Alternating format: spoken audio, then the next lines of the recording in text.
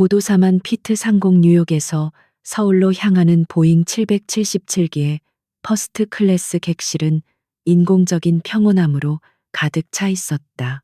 강지우는 1A 좌석에 깊숙이 몸을 묻은 채 무릎에 놓인 태블릿 PC에 분기별 재무제표를 날카롭게 응시하고 있었다. 그녀의 회사 셀레스티아 테라퓨틱스가 이룬 경이적인 성장을 숫자들이 증명하고 있었다. 5년 전 빈손으로 쫓겨났던 그녀가 피와 눈물로 쌓아 올린 성이었다. 그녀의 표정은 얼음처럼 차가웠고 완벽하게 재단된 실크 블라우스처럼 한치의 흐트러짐도 없었다. 주변의 승객들은 그녀의 아우라에 눌려 감히 말을 걸지 못했다. 지우에게 비행은 휴식이 아니라 지상에서의 전쟁을 하늘로 옮겨온 것뿐이었다. 그녀는 5년 전의 그날 이후로 단 하루도 쉬어본 적이 없었다.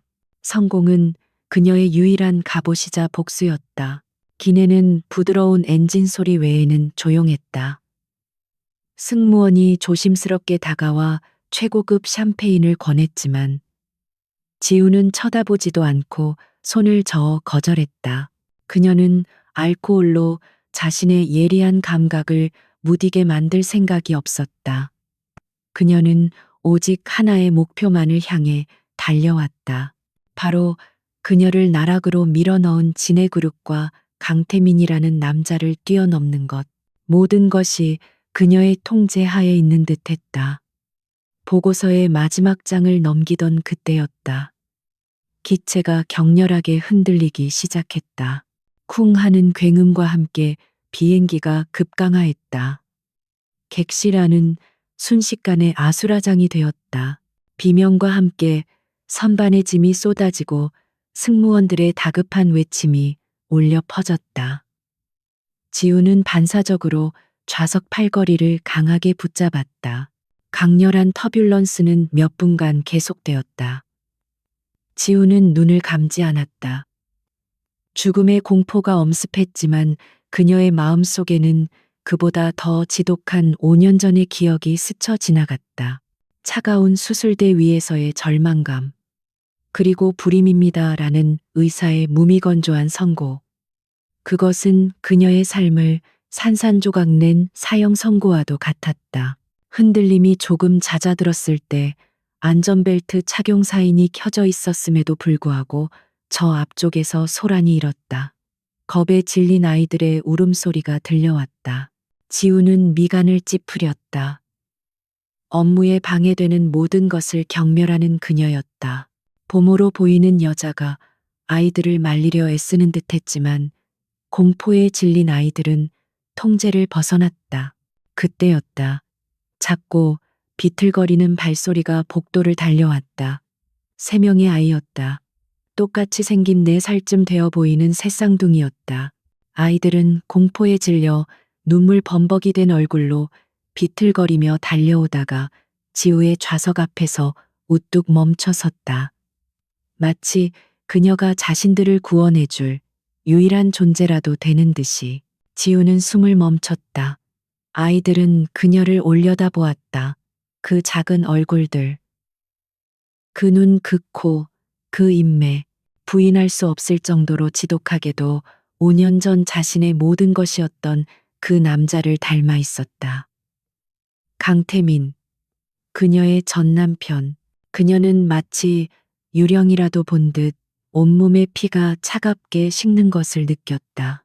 아이들 중 가장 작아 보이는 여자아이가 떨리는 손을 뻗어 지우의 비싼 스커트 자락을 붙잡았다. 그리고 아이는 절박한 울음을 터뜨리며 외쳤다. 엄마. 그 한마디는 지우의 굳어있던 심장을 깨부수는 망치 소리 같았다. 뒤따라온 2 남자아이 역시 지우의 팔과 다리에 매달리며 엄마 무서워요 라고 울부짖었다. 지우는 그 자리에 얼어붙었다. 엄마. 그녀가 평생 듣지 못할 것이라 선고받았던 그 단어. 불임진단을 받았던 자신이 어떻게 이 아이들의 엄마란 말인가. 하지만 아이들은 본능적으로 그녀의 품을 파고들었다. 지우는 뿌리칠 수 없었다. 이 작은 생명체들에게서 느껴지는 알 수 없는 따뜻함과 동시에 거대한 혼란이 그녀를 휩쌌다. 얘들아, 이리 오지 못해. 당장 떨어져. 날카로운 여자의 목소리가 들려왔다. 화려한 차림의 젊은 여자가 짜증이 가득한 얼굴로 다가와 아이들을 거칠게 떼어내려 했다. 그녀는 지우를 위아래로 훑어보며 경멸의 눈빛을 보냈다. 죄송합니다. 애들이 놀라서 실례를 했네요. 어서 가자. 그리고 그의 뒤를 따라 지우가 지옥에서라도 다시 만나고 싶지 않았던 남자가 나타났다. 강태민. 진해그룹의 냉혹한 후계자. 그는 5년 전보다 더 위압적이고 차가워져 있었다. 그는 지우를 발견하고 잠시 멈칫했다. 그의 눈에 스친 것은 놀라움이 아니었다. 그것은 마치 불쾌한 무언가를 발견한 듯한 차가운 경멸이었다. 태민은 아이들을 내려다보며 굳은 목소리로 말했다. 오수진 씨, 애들 관리 똑바로 못합니까? 어서 자리로 데려가요. 그는 지우에게는 눈길조차 주지 않았다. 마치 그녀가 존재하지 않는 사람인 것처럼 혹은 그저 불쾌한 장애물인 것처럼 대했다. 그의 아내인 오수진이 아이들의 팔을 잡아 끌었다. 싫어 엄마야, 엄마, 여자아이가 발버둥 치며 지우를 향해 손을 뻗었다. 아이의 절박한 외침이 지우의 귓가를 맴돌았다. 강태민은 미간을 찌푸리더니 직접 아이를 거의 빼앗다시피 안아들었다. 그는 지우를 스쳐 지나가며 경멸 어린 목소리로 낮게 읊조렸다. 아직도 내 주변을 맴돌다니 역겹군. 그들과 보모가 아이들을 끌고 다시 앞쪽 좌석으로 사라졌다. 객실은 다시 강제적인 평온을 되찾았다. 터뷸런스도 잦아들었다. 하지만 지우의 내면은 그 어떤 폭풍우보다도 격렬하게 요동치고 있었다.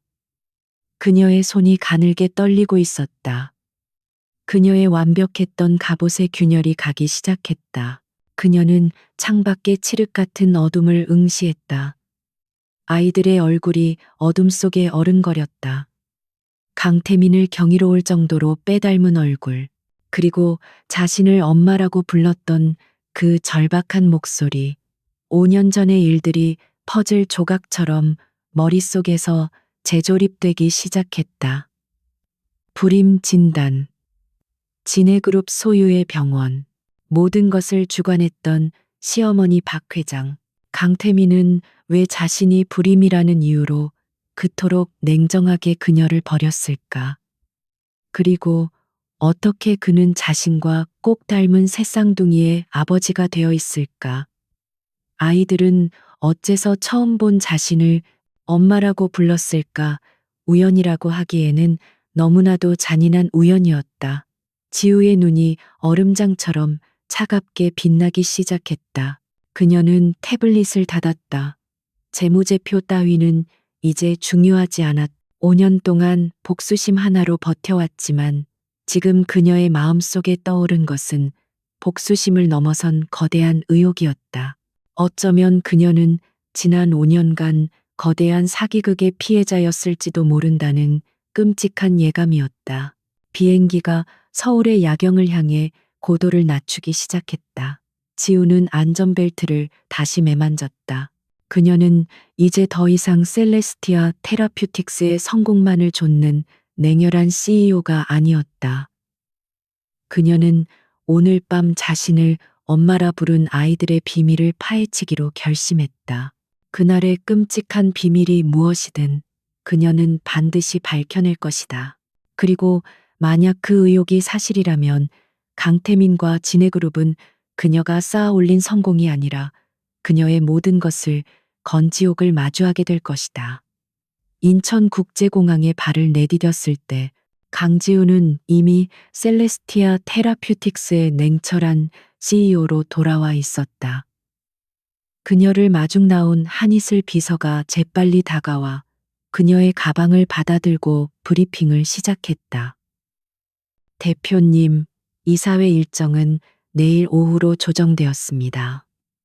그리고 바이오스타 측에서 지우는 손을 들어 한 비서의 말을 막았다. 한 비서 사무실로 가는 동안 아무 보고도 받지 않겠어. 조용히가 한이슬은 유능했고 지난 4년간 지우의 그림자처럼 일해왔다. 그녀는 지우의 이런 모습을 본 적이 없었다. 지우는 단 한 번도 업무를 뒤로 미룬 적이 없었다. 한이슬은 의아했지만 곧바로 알겠습니다라고 답하며 전용 리무진의 문을 열었다. 차가 서울의 심장부 강남 테헤란로를 향해 미끄러지듯 나아가는 동안 지우는 창밖의 분주한 풍경을 멍하니 바라보았다. 그녀의 머릿속은 온통 비행기에서 만난 새 아이의 얼굴로 가득 차 있었다. 자신을 엄마라고 불렀던 그 절박한 목소리가 귓가에 맴돌았다. 아이들의 눈망울이 강태민의 그것과 소름 끼치도록 닮아 있었다. 그리고 어렴풋이 아주 희미하게 자신의 젊은 시절 모습도 스쳐 지나가는 것 같았다. 지독한 혼란과 함께 가슴 한구석에서 잊고 지냈던 혹은 잊으려 애썼던 고통이 다시금 고개를 들었다.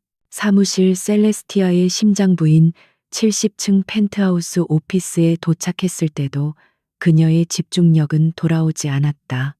통유리 너머로 서울의 전경이 한눈에 들어왔지만 그 어떤 것도 그녀의 시선을 사로잡지 못했다. 그녀는 최고급 가죽 의자에 몸을 묻고 눈을 감았다. 그러자 5년 전 그날의 기억이 마치 어제 일처럼 생생하게 밀려왔다. 그날도 오늘처럼 차가운 날이었다. 그녀는 진해그룹 소유의 최고급 VIP 병원 차가운 대리석으로 뒤덮인 진료실에 홀로 앉아 있었다. 그녀의 앞에는 진해 가문의 주치의인 서진혁 원장이 앉아 있었다. 그는 아무런 감정 없는 얼굴로 차트를 넘기며 말했다. 사모님, 유감스러운 말씀을 드려야겠습니다. 정밀 검사 결과 조기 난소 부전으로 인한 영구적 불임으로 진단되었습니다. 지우의 세상이 무너져 내렸다. 불임, 영구적. 그 단어들이 그녀의 뇌리를 망치처럼 내리쳤다. 그녀는 서 원장에게 매달렸다. 뭔가 잘못됐을 거예요.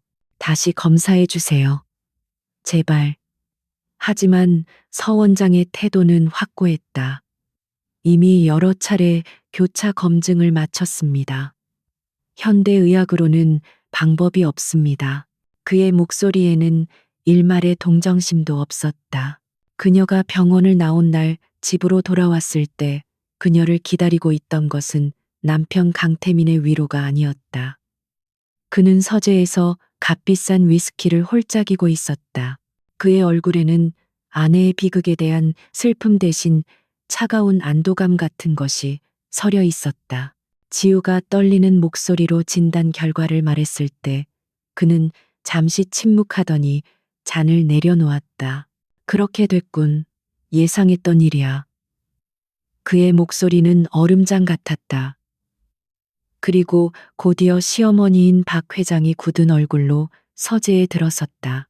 그녀는 지우를 경멸의 눈빛으로 쏘아보며 서류 봉투 하나를 테이블 위로 던졌다. 이혼 서류다. 서명해. 지우는 자신의 눈을 의심했다. 어머님, 태민 씨. 이게 무슨... 박 회장이 차갑게 웃었다. 진해그룹의 안주인은 대를 이을 수 있어야 한다. 아이도 못 낳는 여자는 우리 가문에 필요 없어. 네가 가진 배경으로는 여기까지가 한계였다. 강지우. 조용히 물러나면 위자료는 두둑이 챙겨주지. 지우는 태민을 바라보았다. 그는 그저 창밖을 바라보며 시어머니의 잔인한 말을 묵인했다. 5년간의 결혼 생활이 그렇게 끝났다. 지우는 눈을 떴다. 사무실의 공기가 차갑게 느껴졌다. 지난 5년간 그녀는 그들의 잔인함을 복수의 연료로 삼아 달려왔다. 그녀는 자신이 불임이라는 사실을 의심해 본 적이 없었다. 그저 운명이 자신에게 가혹했다고만 생각했다. 하지만 오늘 비행기에서 만난 그 아이들, 강태민과 너무나도 닮은 새쌍둥이, 만약 그 진단이 거짓이었다면, 만약 박 회장이 처음부터 자신을 쫓아내기 위해 모든 것을 조작한 것이라면 머릿속에서 수만 개의 퍼즐 조각이 미친 듯이 맞춰지기 시작했다. 아이들이 내 살쯤 되어 보였다. 자신이 이혼당한 시기와 정확히 일치했다. 오수진 강태민의 새 아내는 아이들의 진짜 엄마처럼 보이지 않았다. 아이들을 대하는 그녀의 태도는 거칠고 짜증스러웠다. 지우는 인터폰을 눌렀다. 한비서 내 사무실로 들어와 몇 초 후 한이슬이 노트북을 들고 들어왔다. 지우는 그녀를 똑바로 바라보았다. 그녀의 눈은 더 이상 혼란스럽지 않았다. 그곳에는 지옥불보다 더 차가운 분노와 얼음 같은 결단력만이 존재했다.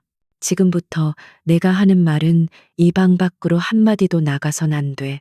내 목숨만큼 중요한 일이야. 한이슬은 지우의 심각한 표정에 압도되어 고개를 끄덕였다. 무슨 일이십니까, 대표님? 지우는 잠시 숨을 골랐다. 진해그룹 강태민 대표의 새쌍둥이 그 아이들에 대해 알아봐. 이름, 정확한 생년월일, 출생병원, 그리고 산모가 누구인지, 오수진이 직접 낳은 게 맞는지 모든 것을 파헤쳐. 한이슬의 눈이 커졌지만 그녀는 질문하지 않았다. 알겠습니다. 또 있습니까? 지우는 말을 이었다. 두 번째, 5년 전 진해 VIP 병원 산부인과 원장이었던 서진혁. 그가 내게 불임 진단을 내렸어. 그가 지금 어디서 뭘 하는지 은퇴했다면 그 시기가 언제인지 재산 변동 내역까지 전부 조사해. 마지막으로 지우는 자신의 태블릿을 한이슬에게 건넸다. 화면에는 5년 전 자신의 진료 기록 요청서가 띄워져 있었다. 그리고 내 5년 전 진료 기록, 진해 병원에 공식적으로 요청해. 분명히 분실했거나 존재하지 않는다고 하겠지. 그들의 반응을 보고 비공식적인 루트로도 알아봐. 무슨 수를 써서라도 그날의 진짜 진료 기록을 찾아내. 한이슬은 지우가 건넨 지시의 무게를 깨달았다. 이것은 단순한 기업 조사가 아니었다. 진해그룹의 심장부를 건드리는 위험천만한 일이었다. 대표님, 이건 진해그룹과의 전면전을 의미할 수도 있습니다. 지우가 차갑게 웃었다. 전쟁은 5년 전에 이미 시작됐어, 한비서. 난 그저 내가 뭘 위해 싸우는지 오늘 깨달았을 뿐이야. 한이슬이 사무실을 나간 후 지우는 다시 의자에 몸을 기댔다. 의혹의 씨앗은 이제 그녀의 마음속에 단단히 뿌리를 내렸다. 만약 그 아이들이 정말 자신의 아이들이라면 자신이 불임이 아니었고 그들이 자신의 아이들을 훔쳐간 것이라면 그녀는 손을 들어 자신의 배를 만졌다. 5년 전 이유를 알 수 없던 복부의 통증과 수술 자국. 그들은 그것을 자궁외 임신 파열의 응급 수술이라고 했었다. 지우는 주먹을 불끈 쥐었다. 손톱이 손바닥을 파고드는 고통이 느껴졌다. 강태민, 박 회장. 그녀의 입에서 두 사람의 이름이 저주처럼 흘러나왔다. 그녀는 더 이상 성공이나 복수를 위해 싸우지 않을 것이다. 그녀는 이제 엄마로서 싸울 것이다. 그리고 진실을 밝혀내는 그날, 그녀는 그들에게서 모든 것을 빼앗아 올 것이다. 자비는 없었다. 한이슬 비서가 대표실로 들어섰을 때 강지우는 이미 거대한 서울의 야경을 등지고 서 있었다. 그녀의 실루엣은 차가웠지만 그 안에는 억눌린 용암 같은 분노가 들끓고 있었다. 한 비서는 굳은 표정으로 태블릿을 켰다. 대표님 요청하신 진해병원 측에 공식 답변이 도착했습니다. 예상대로입니다. 기록이 없다고 합니다. 한이슬이 담담하게 보고했다. 5년 전 시스템 업그레이드 과정에서 일부 데이터가 유실되었거나 혹은 당시 보호자였던 강태민 대표의 요청으로 기록이 봉인되어 열람이 불가능하다고 합니다. 지우는 코웃음을 쳤다. 뻔한 수작이지. 봉인이 아니라 파기했겠지. 그들이 그렇게 쉽게 꼬리를 잡힐 리 없어. 공식적인 루트는 처음부터 기대하지 않았다. 진해그룹의 심장부인 그 병원에서 5년 전의 진실을 순순히 내줄리 만무했다. 지우는 야경을 향해 돌아선 채 물었다. 비공식 루트는 아이들 쪽은 그녀의 목소리는 유리 조각처럼 날카로웠다. 그녀의 인내심은 이미 바닥을 드러내고 있었다. 한이슬은 다음 페이지로 넘겼다. 아이들은 강아준, 강아민, 강아은. 새 쌍둥이, 만 4세입니다. 출생신고서 상해 모치는 현재 강태민 대표의 아내인 오수진 씨로 되어 있습니다. 여기까지는 예상했던 바였다. 하지만 다음 말이 지우의 신경을 곤두세웠다. 특이한 점은 출생병원이 진해 VIP 병원이 아니라는 겁니다. 지우가 천천히 몸을 돌렸다. 그녀의 눈이 가늘어졌다.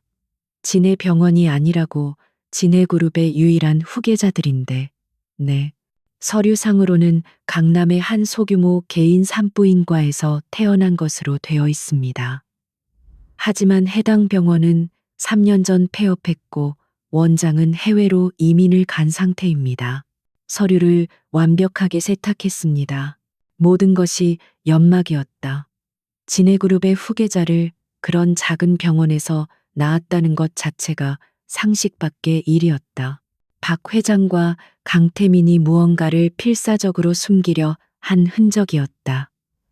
지우는 입술을 깨물었다. 적들은 생각보다 훨씬 더 치밀하게 움직였다. 그녀는 공식적인 서류만으로는 절대 그들을 이길 수 없음을 깨달았다. 그럼 서진혁 원장은 지우가 마지막 희망을 걸고 물었다. 이것이 가장 중요한 조각이었다. 그날 자신에게 사형 선고를 내렸던 남자, 한이슬의 표정이 미세하게 굳어졌다. 서진혁, 5년 전 대표님의 이혼 절차가 마무리된 직후 돌연 은퇴했습니다. 업계에서는 건강상의 이유라고 알려졌지만 석연치 않은 점이 많습니다. 한 비서는 태블릿 화면에 사진 한 장을 띄웠다. 강남의 최고급 주상복합 아파트였다. 이곳이 서 원장이 은퇴 직전까지 살던 곳입니다.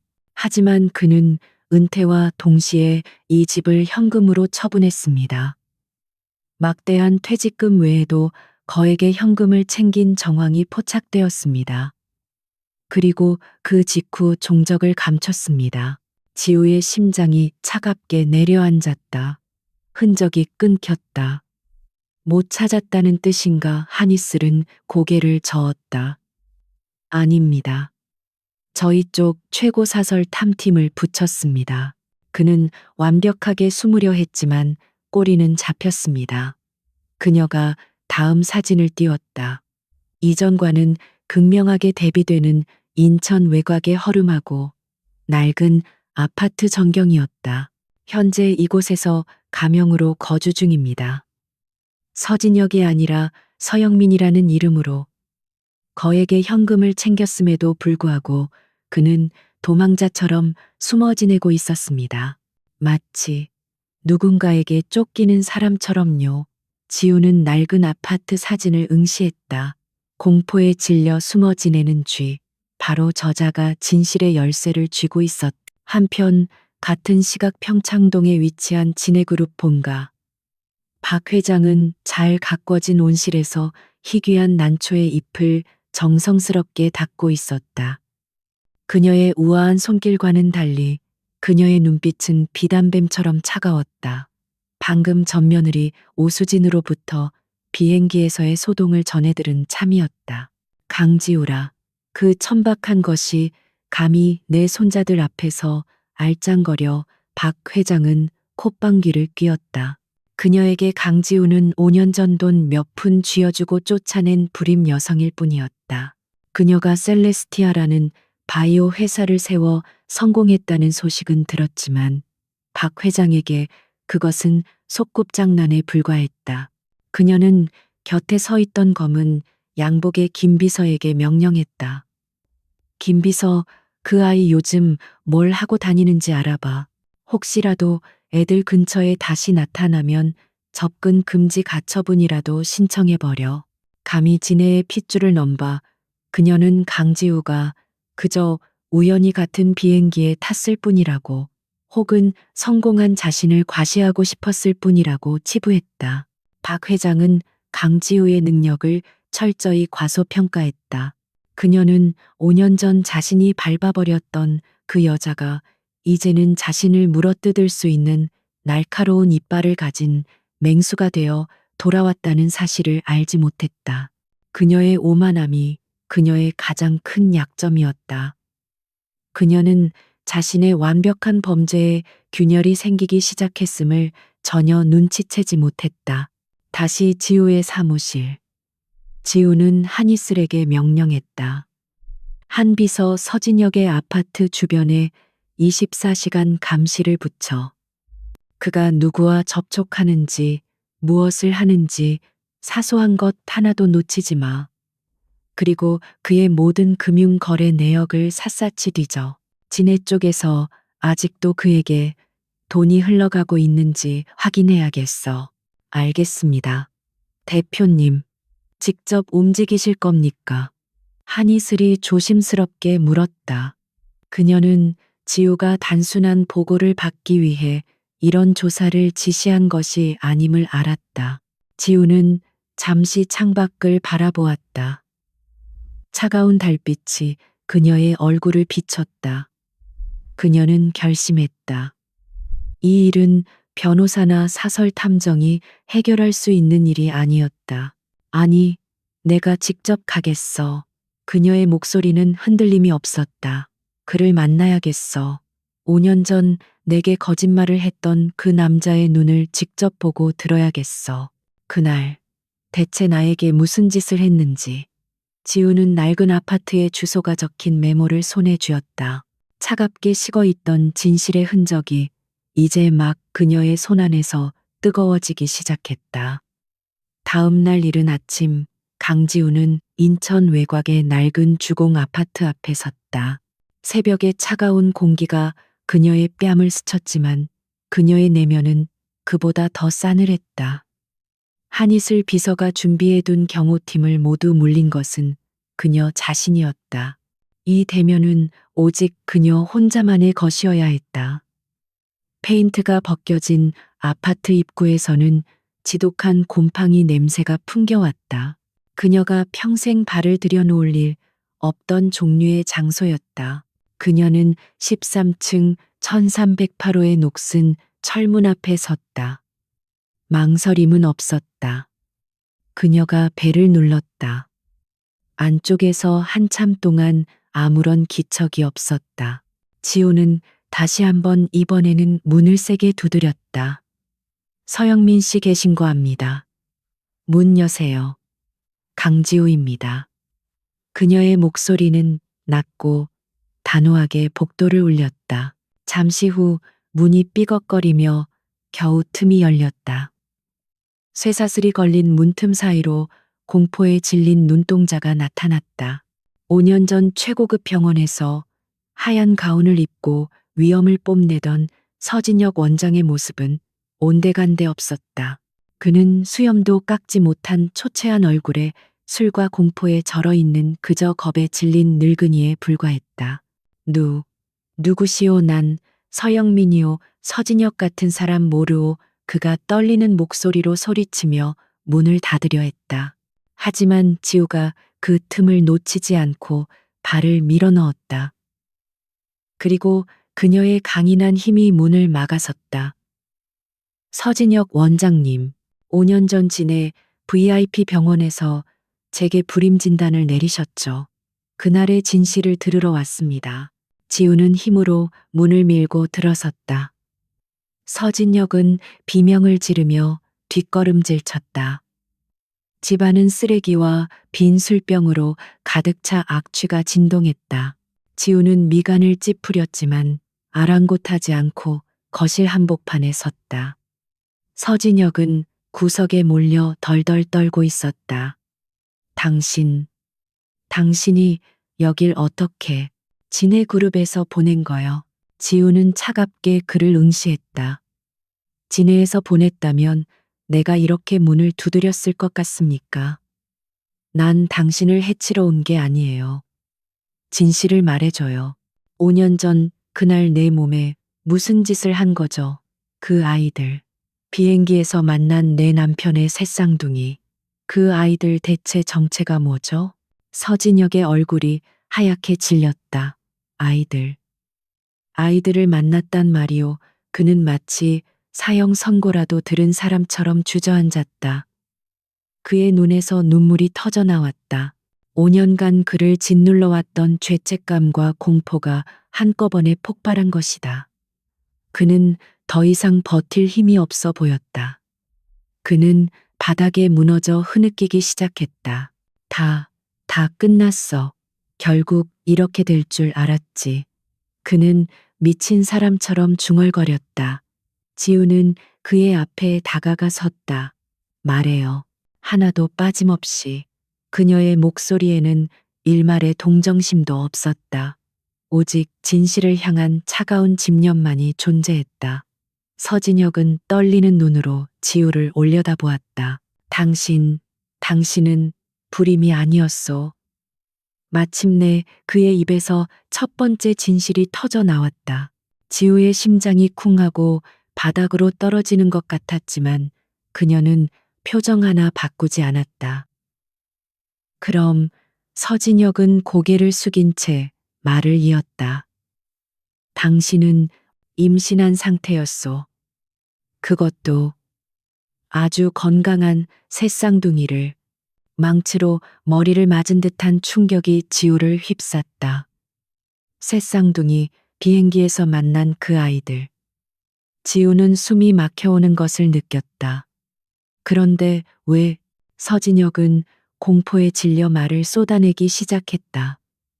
그날 지우가 정기 검진을 받으러 왔을 때 그는 초음파에서 3개의 심장 소리를 들었다. 그는 기쁜 마음으로 박 회장에게 이 사실을 보고했다. 하지만 박 회장의 반응은 그의 예상을 완전히 벗어났다. 박 회장은 그에게 지시했다. 핏줄은 필요하지만 저 천박한 어미는 필요 없다. 그녀는 완벽한 계획을 세웠다. 서진혁은 거부하려 했지만 박 회장은 그의 가족과 병원 비리를 들먹이며 그를 협박했다. 그는 악마의 제안을 받아들일 수밖에 없었다. 그날 당신에게 수면 마취제를 투여했소. 정밀 검사를 한다는 핑계로. 그리고 당신이 잠든 사이 제왕절개 수술을 감행했지. 지우는 자신의 아랫배를 움켜쥐었다. 5년 전 끔찍한 고통과 함께 깨어났을 때 그들이 말했던 자궁외 임신 파열로 인한 응급수술. 그것이 거짓이었다. 그것은 출산이었다. 아이들은 태어나자마자 인큐베이터로 옮겨졌소. 그리고 당신이 깨어났을 때 난 박 회장의 지시대로 말했지. 자궁외 임신이었고 그 후유증으로 영구 불임이 되었다고. 당신은 모든 것을 잃었다고. 서진혁은 오열했다. 난 거액의 돈을 받고 입을 닫으라는 협박을 받았소. 그 뒤로 5년간 난 이렇게 짐승처럼 숨어 살았소. 그들의 감시를 받으면서 지우는 그 자리에 서서 움직일 수 없었다. 진실은 그녀가 상상했던 것보다 훨씬 더 끔찍하고 잔인했다. 그녀는 아이를 잃은 것이 아니었다. 도둑 맞은 것이었다. 그녀의 몸에서, 그녀의 인생에서, 그녀의 자궁에서 아이들을 통째로 도둑 맞았다. 그녀는 뒤로 비틀거리다 차가운 벽에 등을 기댔다. 눈물이 나오지 않았다. 슬픔을 느낄 겨를도 없었다.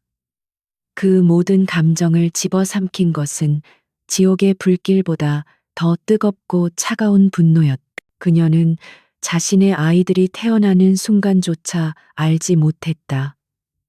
자신의 아이들을 단 한 번 안아보지도 못했다.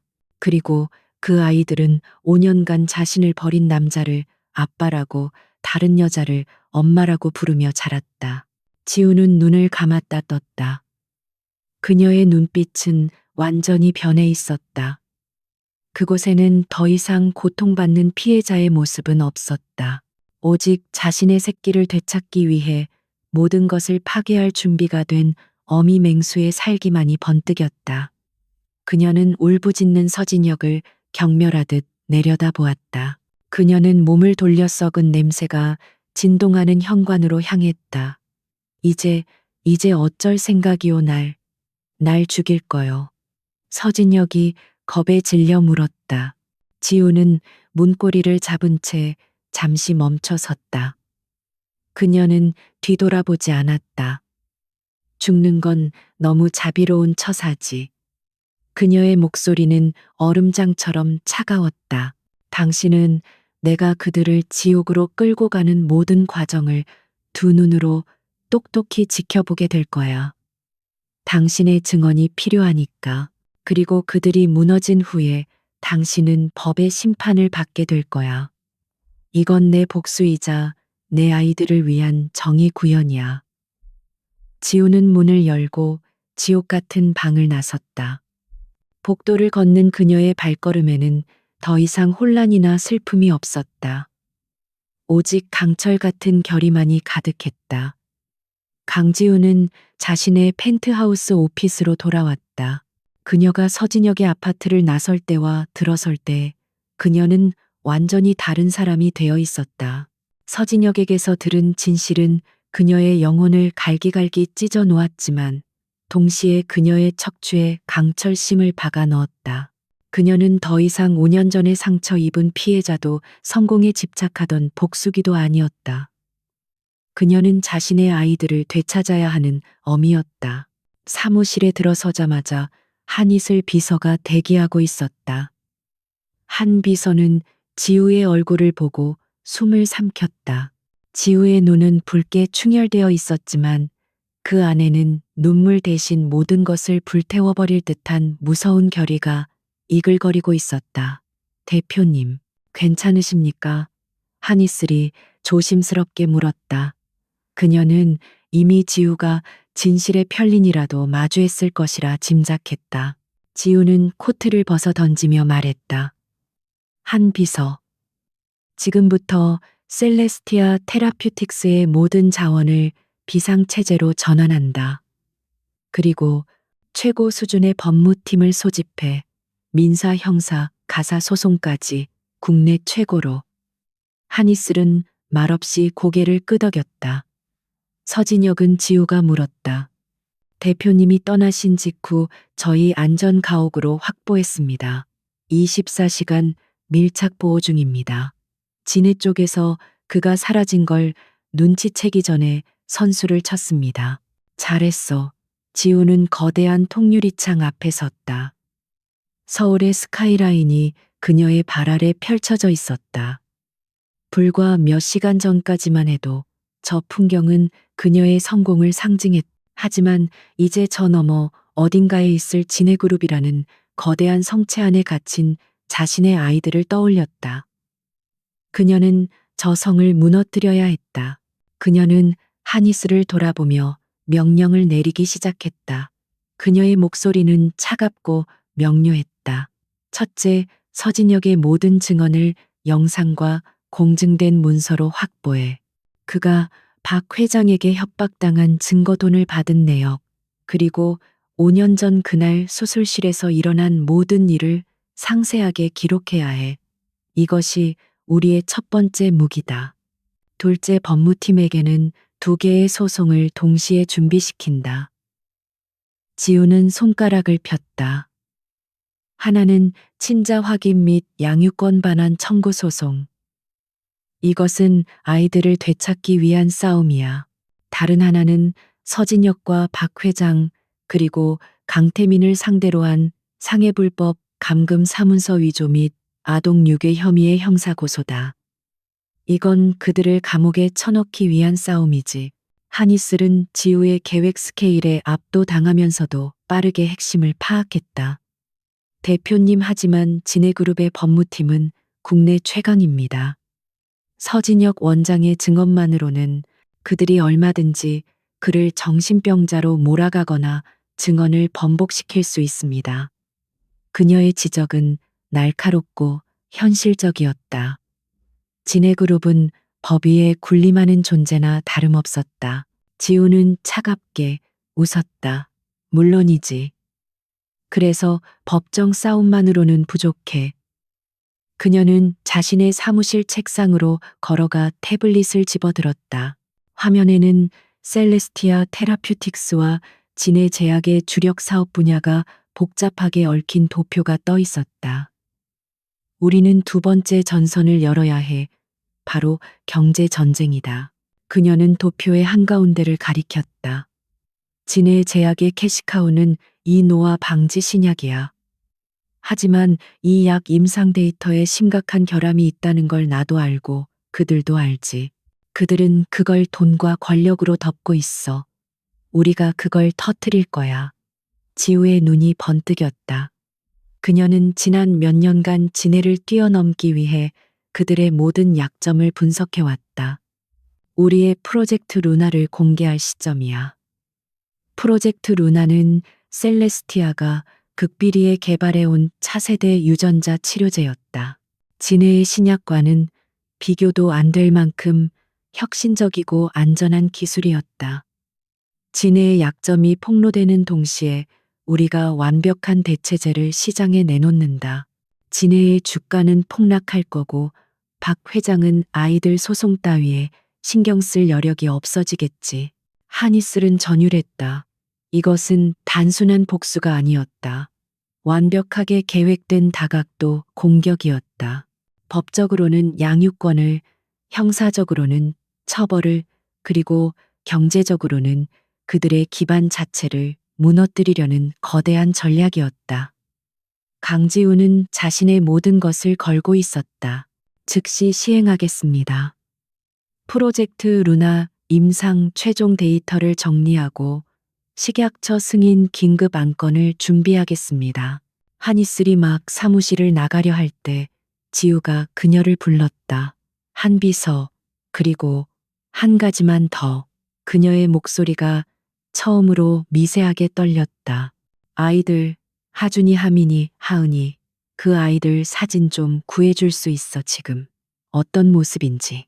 그녀는 비행기에서 본 겁에 질린 얼굴이 아니라 아이들의 평소 모습을 보고 싶었다. 한이슬은 지우의 고통을 이해한다는 듯 고개를 숙였다. 이미 준비해 두었습니다.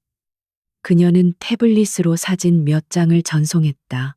공원에서 밝게 웃고 있는 모습, 유치원 재롱잔치에서 똑같은 옷을 입고 서 있는 모습.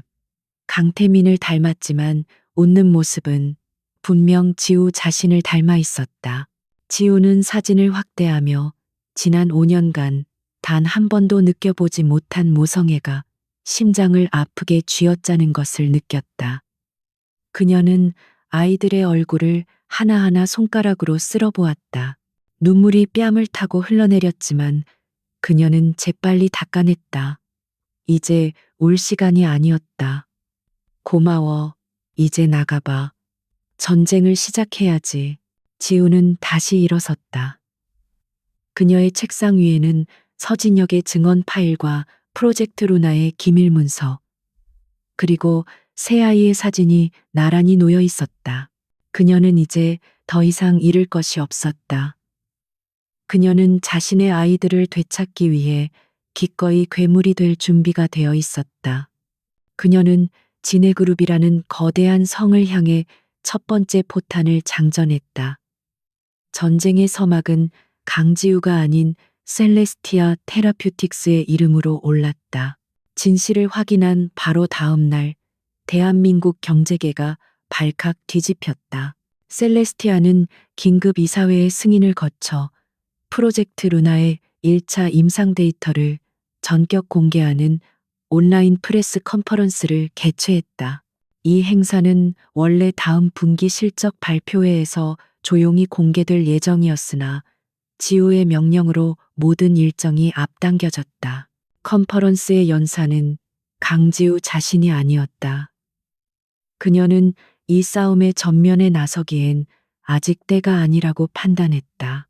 대신 그녀가 스카우트한 세계적인 유전공학 박사이자 셀레스티아의 연구소장인 닥터 킴이 나섰다.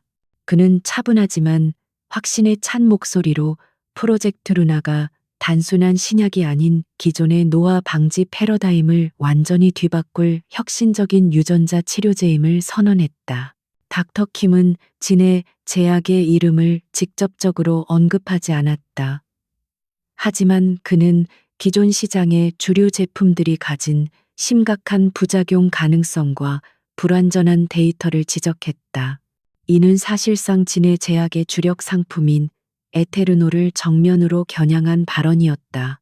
셀레스티아는 에테르노가 감추고 있던 잠재적 발암 위험성을 암시하는 데이터를 공개했고, 프로젝트 루나가 그 모든 위험을 원천 차단한 완벽한 대안임을 증명해 보였다.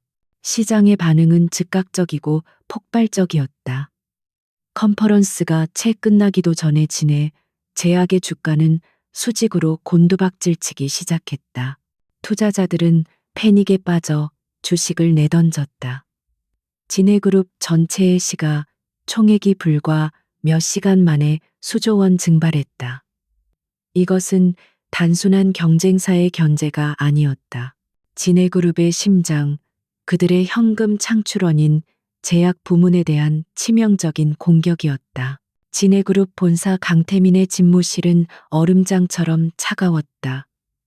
그는 거대한 모니터에 떠 있는 파란색 하락 곡선을 지켜보며 주먹을 쥐었다. 강지우. 감히. 그는 이 모든 것이 우연이 아님을 직감했다. 비행기에서의 만남, 그리고 바로 뒤이은 셀레스티아의 공격. 5년 전 자신이 밟아 뭉갰던 여자가 이제 자신의 제국을 위협하는 칼날이 되어 돌아온 것이다. 그의 분노가 채 가라앉기도 전에 법무팀장이 사색이 된 얼굴로 집무실 문을 박차고 들어왔다. 그의 손에는 방금 법원으로부터 송달된 서류가 들려 있었다. 대표님, 큰일 났습니다. 강지우 씨가 소송을 제기했습니다. 태민은 짜증스럽게 서류를 받아들었다. 위자료 청구 소송 따위라면 당장 찢어버릴 생각이었다. 하지만 서류의 내용은 그의 상상을 초월했다. 친생자 관계의 존재 확인 및 양육권 반환 청구 소송. 태민의 눈이 커졌다.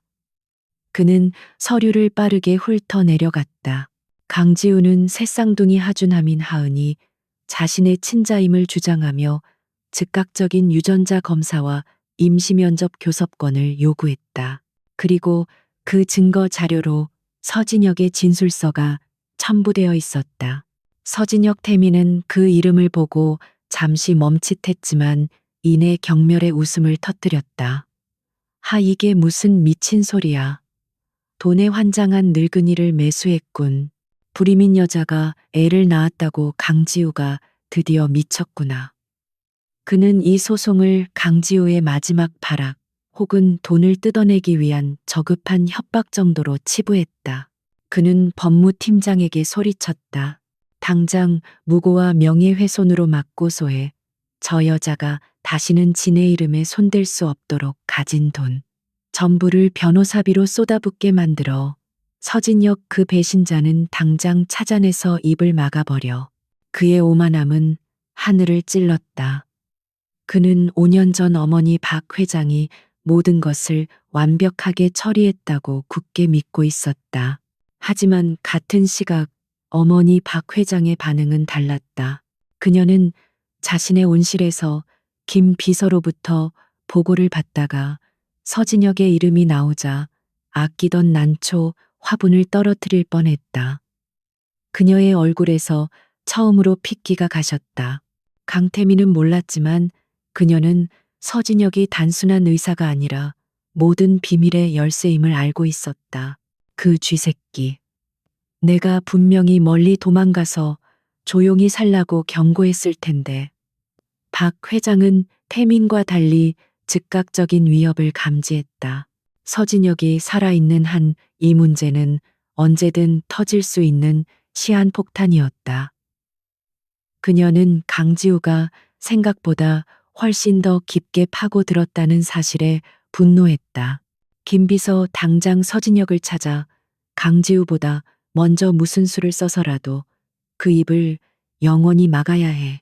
그날 저녁 대한민국 상류사회는 뒤집혔다.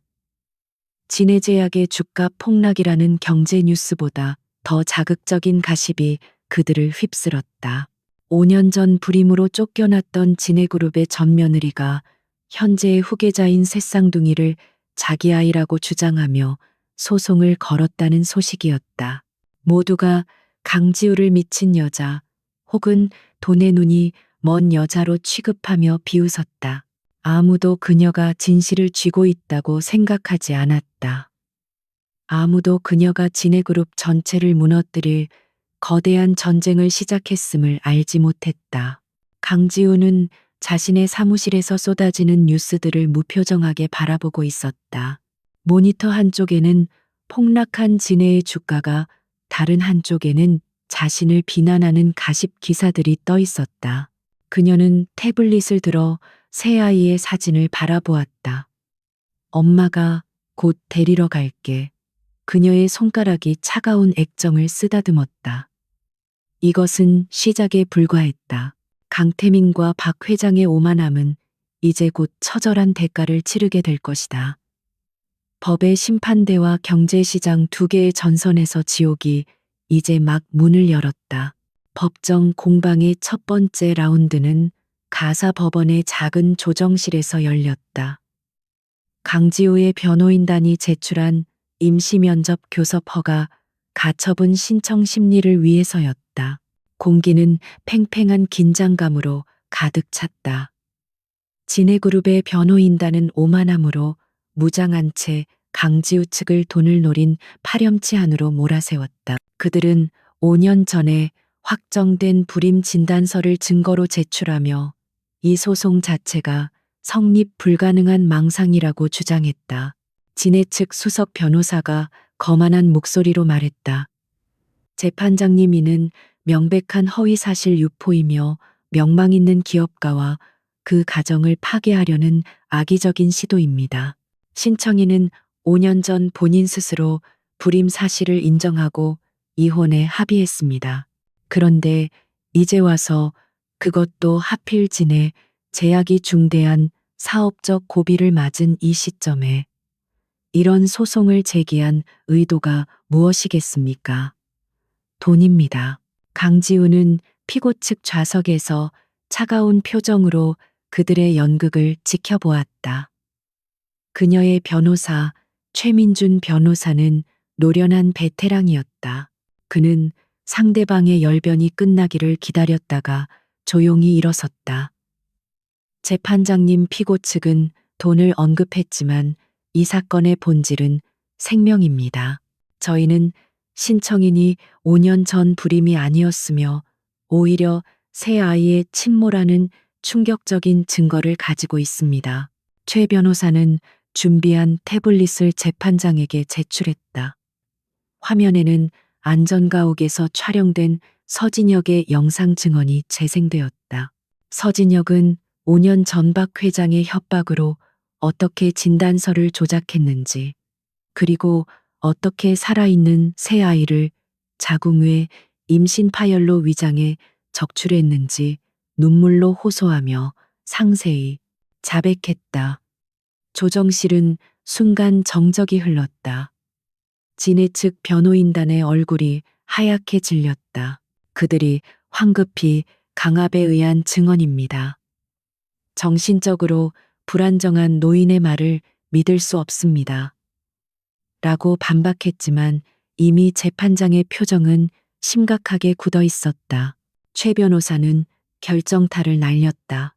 피고 측이 그토록 떳떳하다면 왜 간단한 유전자 검사를 거부하는 것입니까?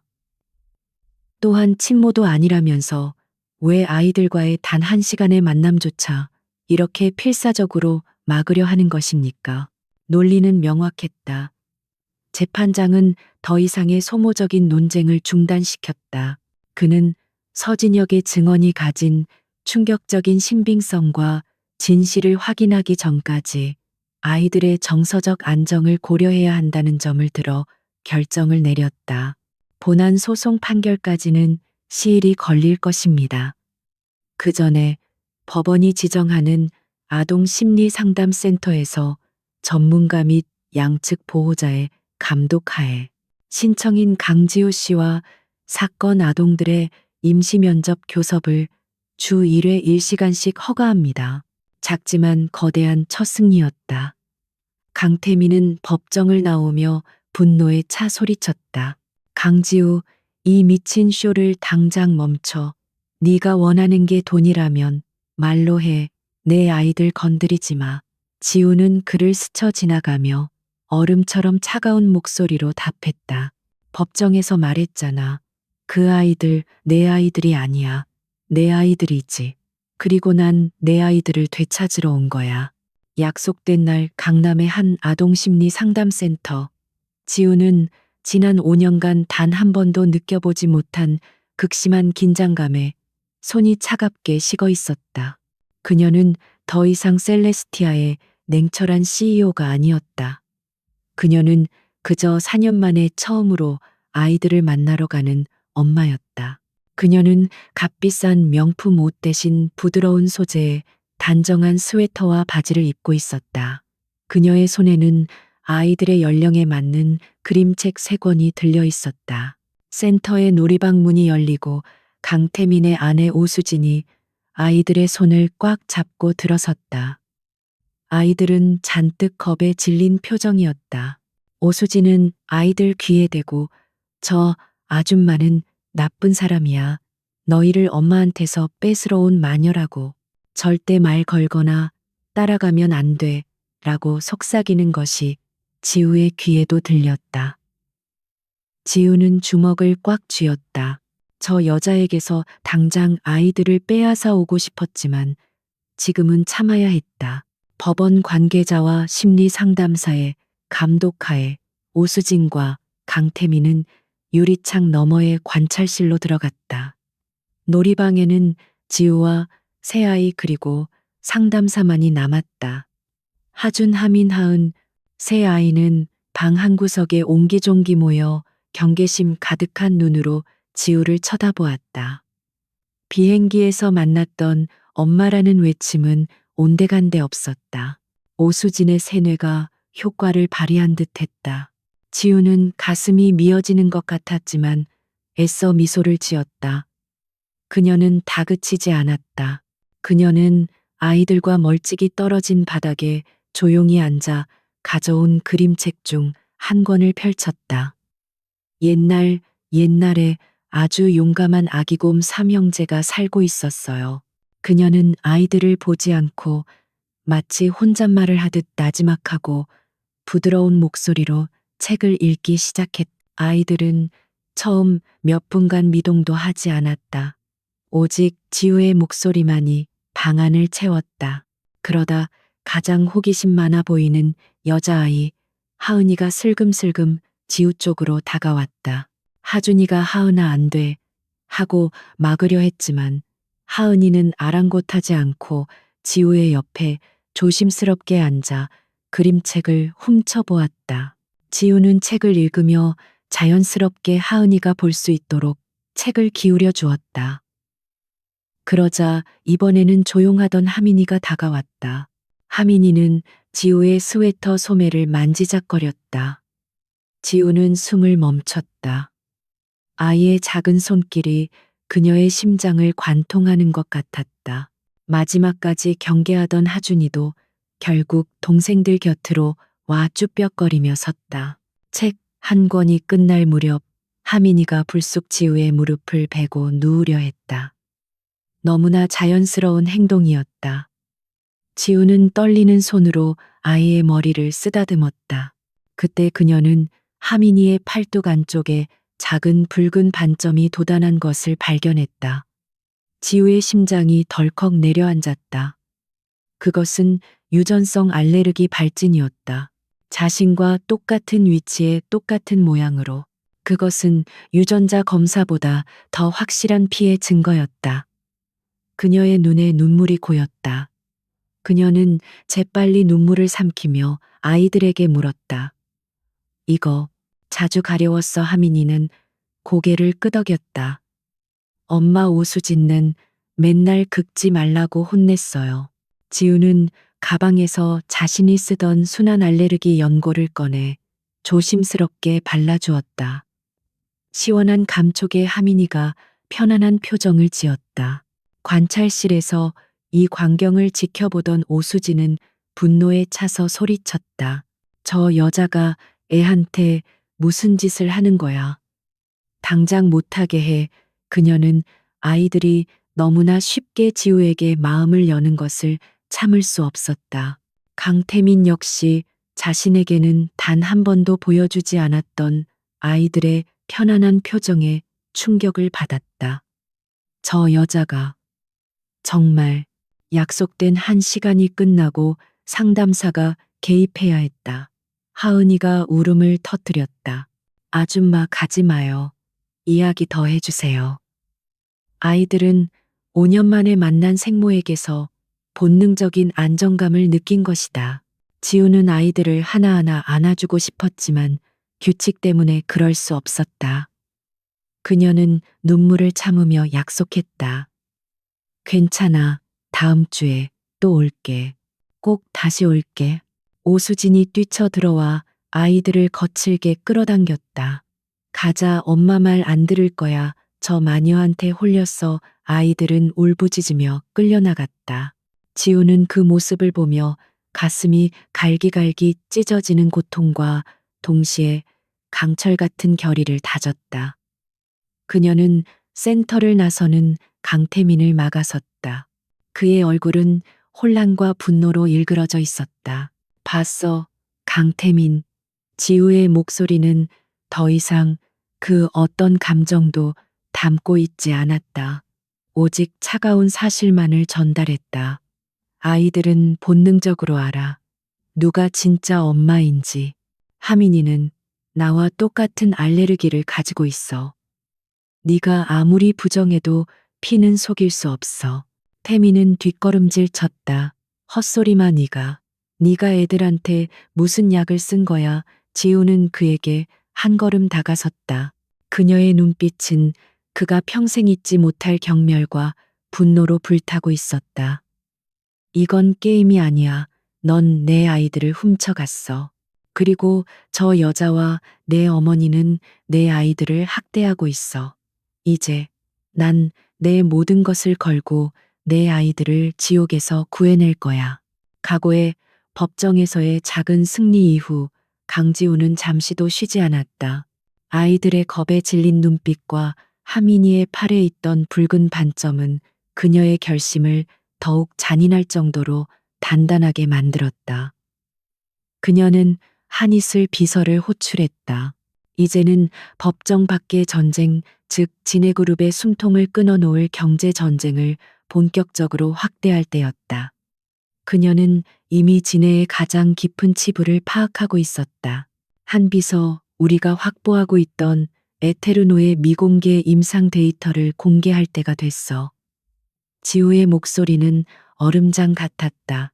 에테르노는 진해 제약의 주력 상품이자 박 회장의 자존심이었다.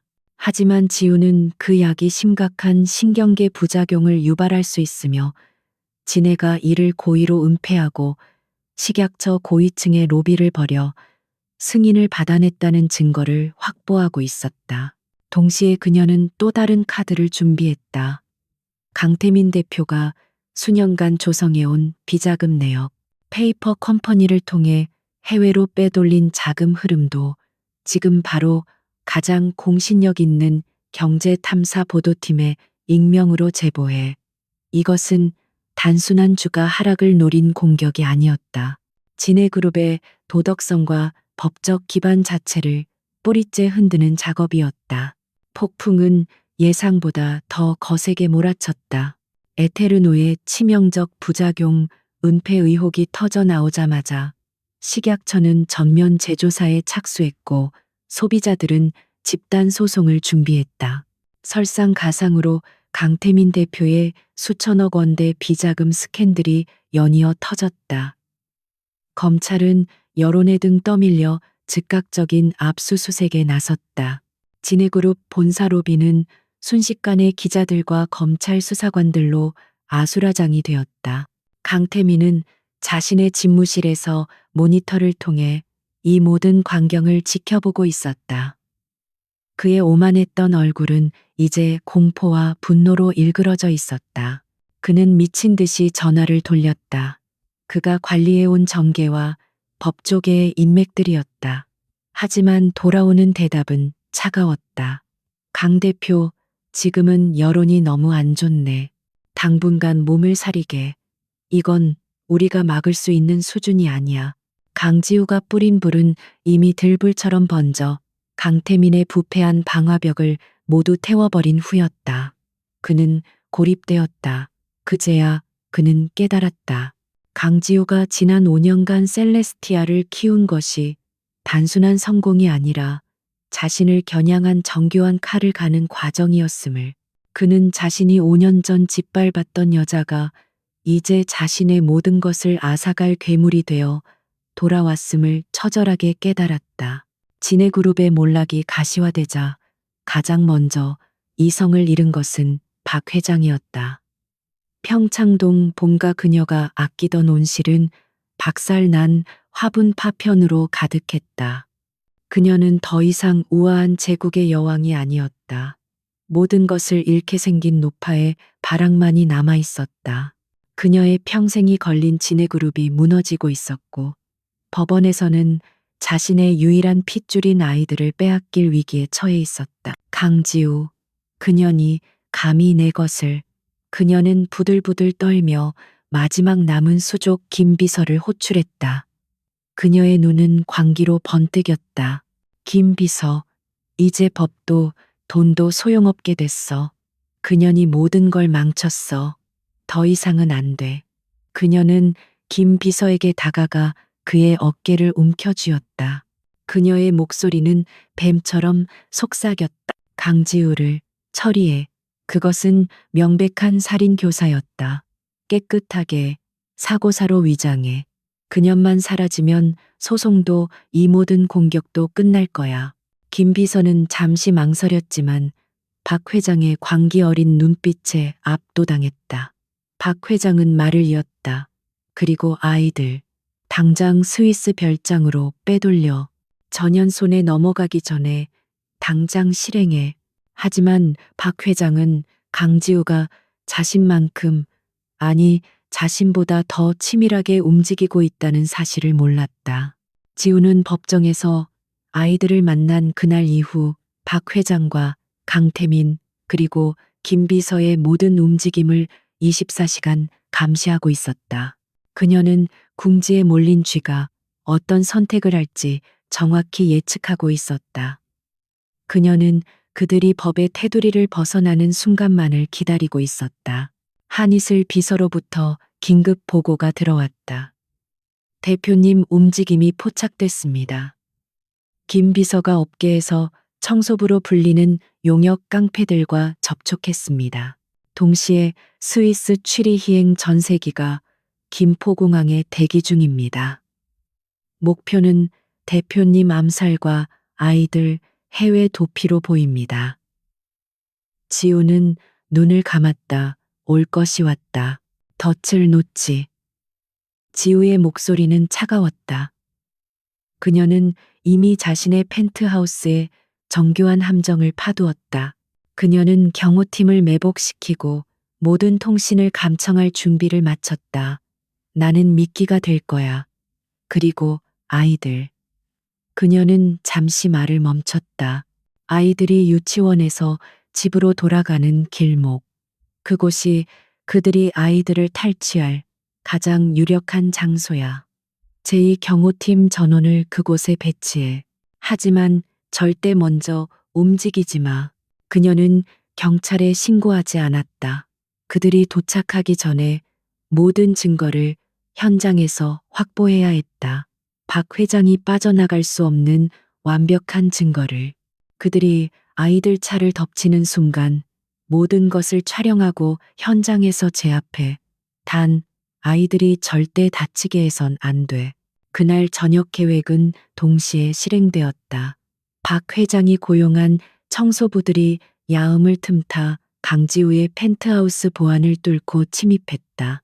그들이 지우의 침실문을 부수고 들어선 순간 사방에서 터진 섬광탄과 함께 매복해 있던 지우의 경호팀에게 순식간에 제압당했다. 그들은 지우의 그림자도 밟지 못했다. 같은 시각 아이들이 탄 검은색 세단이 유치원에서 평창동 본가로 향하는 한적한 길목에 접어들었다. 오수진이 아이들과 함께 타고 있었다. 그때 앞뒤로 검은색 밴 2대가 나타나 아이들의 차를 강제로 멈춰 세웠다. 김 비서가 직접 지휘하는 탈취조였다. 그들이 차에서 내려 아이들의 차문을 강제로 열려던 순간 주변에 잠복해 있던 지우의 제2경호팀 차량들이 순식간에 그들을 포위했다. 전직 특수부대원들로 구성된 지우의 경호팀은 일사불란하게 움직였다. 김 비서와 그의 부하들은 제대로 저항조차 못하고 바닥에 제압당했다. 이 모든 과정은 고성능 카메라에 고스란히 담기고 있었다. 오수진은 차 안에서 비명을 질렀고 아이들은 공포에 질려 울부짖었다. 지우의 경호팀장은 울고 있는 아이들을 안전하게 확보한 뒤 바닥에 엎드려 있는 김 비서에게 다가갔다.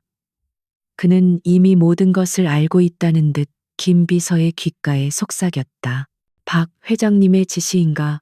네가 지금 무슨 짓을 했는지 알아. 미성년자, 약취 유인 현행범이야. 내 주군이 널 구해주러 올 것 같아. 안전 가옥에서 모든 상황을 실시간으로 보고받고 있던 지우는 눈을 감았다. 그녀의 손에는 김 비서가 박 회장에게 살인 교사를 받는 순간이 녹음된 파일과 방금 전송된 아이들 납치, 미수 현장 영상이 들려 있었다. 진의 제국은 이제 끝났다. 박 회장 그녀 스스로 자신의 무덤을 팠다.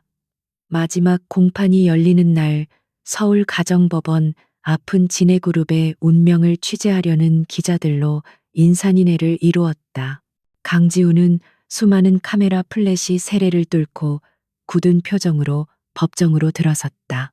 며칠 사이 진해그룹은 검찰의 압수수색과 에테르노 사태로 인해 회생 불가능한 타격을 입은 상태였다. 오늘 이 재판은 단순히 아이들의 양육권을 결정하는 자리가 아니라 진해 제국에 대한 마지막 사형 선고의 장이었다. 강태민 측 변호인단은 마지막 발악을 준비하고 있었다. 그들은 강지우의 모든 주장을 복수심에 불타는 전처의 조작극으로 몰아갔다. 재판장님, 원고 강지우는 진해그룹에 대한 악의적인 기업 사냥을 자행하는 동시에 서진혁이라는 파산한 노인을 매수해 거짓 증언을 사주했습니다. 비행기에서의 만남, 그건 역시 이 모든 것을 계획하기 위한 원고의 자작극일 수 있습니다. 그들은 강지우를 돈과 복수에 눈이 먼 마녀로 둔갑시키려 애썼다. 강태민은 피고석에서 초췌한 얼굴로 앉아 있었다. 회사가 무너지는 것을 속수무책으로 지켜봐야 했던 그는 이제 이 재판마저 패배하면 모든 것을 잃게 된다는 절박함에 사로잡혀 있었다. 그는 여전히 강지우가 이 모든 것을 조작했을 거라 믿고 싶어 했다. 강지우의 변호사 최민주는 상대의 격렬한 변론이 끝나자 조용히 일어섰다. 그의 얼굴에는 승리를 확신하는 냉철함이 서려 있었다. 재판장님, 피고 측은 이 모든 것이 조작이라고 주장합니다. 그렇다면 지금부터 저희가 공개할 증거가 과연 조작인지 아니면 궁지에 몰린 자들의 마지막 발악인지 판단해 주시기 바랍니다. 최 변호사는 법정의 스크린에 음성 파일 하나를 띄웠다. 이것은 며칠 전 피고 강태민의 모친인 박 회장과 그녀의 비서실장인 김 비서관의 대화 녹음 파일입니다. 법정은 숨을 죽였다. 그리고 스피커에서 박 회장의 얼음처럼 차가운 목소리가 흘러나왔다. 김 비서, 이제 법도 돈도 소용없게 됐어. 강지우를 처리해, 깨끗하게, 사고사로 위장해. 그년만 사라지면. 법정은 순간 아수라장이 되었다. 저게 무슨 강태민이 자리에서 벌떡 일어났다. 그는 자신의 귀를 의심했다. 어머니가 강지우를 죽이라고 살인을 교사했다는 말인가. 방청석에 앉아있던 박 회장은 얼굴이 새하얗게 질려 거짓말 조작이야 라고 소리쳤다. 최 변호사는 동요하지 않고 다음 증거를 제시했다. 살인교사에 이어 박 회장은 자신의 손자들을 해외로 빼돌리려 했습니다. 이 영상은 어젯밤 아이들의 하원길에 벌어진 일입니다. 스크린에는 어두운 골목길에서 검은색 밴이 아이들의 차를 가로막는 장면이 생생하게 재생되었다. 김 비서가 부하들을 이끌고 차문을 강제로 열려던 순간 지우의 경호팀이 그들을 제압하는 모습까지. 미성년자 약취, 유인 현행범 체포 영상입니다. 최 변호사의 목소리가 법정 전체를 울렸다. 아이들을 지키기 위해 소송을 건 친모를 살해하려 하고 증거 인멸을 위해 아이들을 해외로 납치하려 한 자들이 과연 아이들을 양육할 자격이 있습니까? 강태민은 그 자리에 주저앉았다. 그는 모든 것을 깨달았다. 강지우의 말이 모두 사실이었음을. 그녀는 조작한 것이 아니라 진실을 파헤친 것이었음을. 그리고 자신의 어머니가 그토록 지키려 했던 진해그룹과 핏줄을 위해 아이들의 진짜 엄마를 죽이고 아이들마저 납치하려 한 괴물이었음을. 자신의 오만함이 어머니의 광기를 외면했던 자신의 어리석음이 이 모든 비극을 만들었다. 모든 증거가 공개되자 재판장은 박 회장을 향해 물었다. 피고 박민숙, 이 증거들에 대해 하실 말씀 있습니까? 박 회장은 더 이상 우아한 제국의 여왕이 아니었다. 그녀는 구석에 몰린 쥐처럼 발악했다. 아니야, 전현이 날 함정에 빠뜨린 거야. 전현이 내 아들과 내 회사를 모두 빼앗으려고. 그때 법정의 뒷문이 열리고 서진혁이 지우의 경호팀과 함께 증인석으로 걸어 나왔다. 그는 더 이상 떨지 않았다. 그는 지난 며칠간 지우의 보호 아래 안정을 되찾았고 자신의 죄를 뉘우칠 마지막 기회를 얻었다. 그는 떨리는 목소리로 5년 전 그날의 수술실에서 벌어진 모든 일을, 박 회장의 협박과 자신의 범죄를 눈물로 고백했다. 음성 파일, 납치 영상, 그리고 핵심 증인의 생생한 증언. 삼중의 증거 앞에 모든 변론은 무의미해졌다. 강태민은 멍하니 증인석의 서진혁을 바라보다 이내 방청석의 어머니를 돌아보았다. 그의 눈에는 더 이상 분노가 아닌 처절한 절망과 혐오가 담겨 있었다. 그는 천천히 일어섰다. 어머니. 그의 목소리는 갈라져 있었다. 정말이었군요. 전부 어머니가 하신 짓이었군요. 그는 비틀거리며 박 회장에게 다가갔다. 당신은 내 아이들을 훔쳤어. 지우에게서. 그리고 나에게서도 고작 그놈의 회사를 위해서. 당신은 내 인생 전부를 망쳤어. 강태민의 절규는 법정 전체를 울렸다. 그는 그 자리에 무너져 내렸다. 재판장은 망치를 내리쳤다. 증거는 명백하며 피고들의 범죄 사실이 모두 인정됩니다. 그는 즉시 박 회장과 김 비서에 대한 살인교사 및 아동납치 미수 혐의로 구속영장을 발부했다. 형사들은 방청석으로 다가가 발악하는 박 회장의 팔에 수갑을 채웠다. 강태민 역시 비자금 횡령 및 범죄 은닉 혐의로 함께 연행되었다. 강지우는 그 모든 광경을 차갑게 지켜보았다. 한때 자신의 모든 것이었던 남자와 자신을 지옥으로 밀어넣었던 시어머니가 무너지는 모습이었다. 그녀는 이겼다. 하지만 승리의 기쁨은 없었다. 오직 자신의 아이들을 되찾았다는 안도감과 그들을 향한 지독한 미안함만이 그녀의 가슴을 채웠다. 이제 아이들을 집으로 데려갈 시간이었다. 법원의 최종 판결은 신속하고 단호하게 내려졌다. 박 회장은 살인교사 아동, 약취 유인, 미수, 불법 의료 행위 교사, 증거인멸 등 낱낱이 열거하기조차 힘든 죄목들로 무기징역에 가까운 중형을 선고받았다. 그녀는 법정을 끌려나가면서도 강지우를 향해 악독한 저주를 퍼부었지만 그 목소리는 더 이상 누구에게도 닿지 않았다. 진해그룹이라는 거대한 성은 그녀의 광기와 함께 완전히 무너져 내렸다. 강태민 역시 비자금 횡령 및 배임 그리고 범죄 사실 은닉 및 동조 혐의로 실형을 면치 못했다. 그는 재판 내내 넋이 나간 사람처럼 앉아 있었다. 그는 마지막 진술에서 강지우를 향해 용서를 구하려 했지만 지우는 그와 눈을 맞추지 않았다. 그에게는 용서조차 사치였다. 그는 자신의 오만함과 비겁함이 어떤 대가를 치르게 했는지 감옥에서 평생 곱씹게 될 것이었다. 진해그룹은 사실상 해체 수순을 밟았다. 주력 계열사였던 진해제약은 에테르노 사태와 집단 소송으로 파산했고 나머지 계열사들은 채권단과 셀레스티아 테라퓨틱스를 포함한 경쟁사들에게 헐값에 찢겨 나갔다. 한때 대한민국 경제를 주무르던 거대 재벌은 그들의 부도덕한 기반이 드러나자 모래성처럼 허무하게 사라졌다.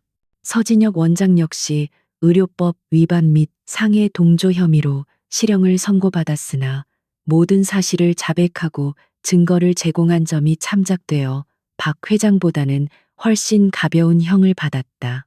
강지우는 마침내 새아이 하준하민 하은에 대한 완전한 법적 친권 및 양육권을 되찾았다. 판결문이 낭독되던 순간 그녀는 5년 만에 처음으로 안도의 눈물을 흘렸다.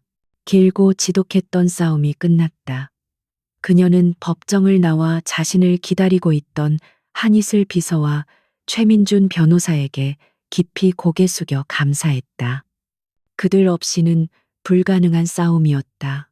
하지만 그녀 앞에는 더 중요하고도 어려운 과제가 남아 있었다. 바로 아이들의 마음을 되찾는 일이었다. 아이들은 법원의 임시 보호 조치로 아동심리상담센터의 보호를 받고 있었다. 그들은 박 회장과 오수진의 지속적인 학대와 세뇌 그리고 눈앞에서 목격한 납치 미수 사건으로 인해 심각한 정신적 외상을 입은 상태였다. 지우가 처음 아이들을 자신의 집 넉넉한 햇살이 드는 한강변의 펜트하우스로 데려왔을 때 아이들은 모든 것이 낯선 듯 구석에 모여 서로를 껴안고 경계심을 풀지 않았다. 특히 첫째 하준이는 지우를 엄마를 괴롭힌 나쁜 아줌마로 인식하며 쉽게 마음을 열지 않았다. 지우는 가슴이 미어졌지만 서두르지 않았다. 그녀는 CEO의 자리를 잠시 내려놓고 오직 엄마로서의 역할에만 집중하기로 했다. 그녀는 아이들에게 최고급 장난감이나 비싼 옷 대신 자신의 시간과 인내심을 주었다. 그녀는 매일 밤 아이들이 잠들 때까지 곁에 앉아 자신이 어렸을 때 들었던 동화책을 읽어주었다. 그녀의 목소리는 법정에서의 날카로움 대신 따뜻하고 부드러운 울림을 담고 있었다. 그녀는 아이들이 악몽을 꾸다 깨어나면 말없이 다가가 조용히 등을 토닥여 주었다. 하민이의 알레르기는 지우의 정성 어린 관리하에 눈에 띄게 좋아졌다. 지우는 매일 저녁 직접 순한 재료로 아이들의 식사를 준비했다. 하은이는 호기심 많던 원래의 모습을 되찾아 지우가 요리하는 주방을 맴돌며 제잘거리기 시작했다. 가장 더디게 마음을 열던 하준이마저도 지우가 자신의 망가진 로봇 장난감을 밤새워 고쳐준 것을 보고는 다음 날 아침 그녀의 곁에 다가와 작은 손으로 그녀의 옷자락을 붙잡았다. 시간이 약이었다. 몇 달이 흘렀다.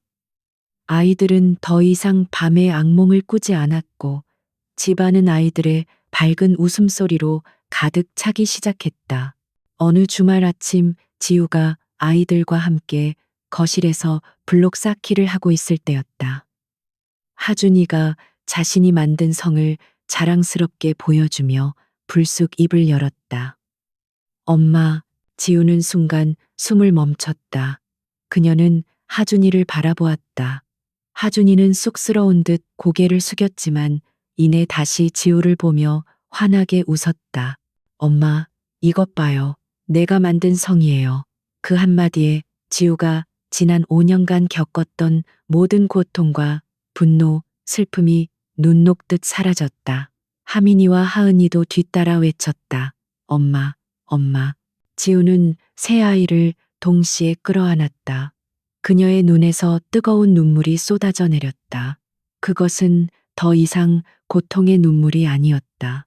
5년이라는 끔찍한 시간을 돌아 마침내 되찾은 행복과 완전함의 눈물이었다.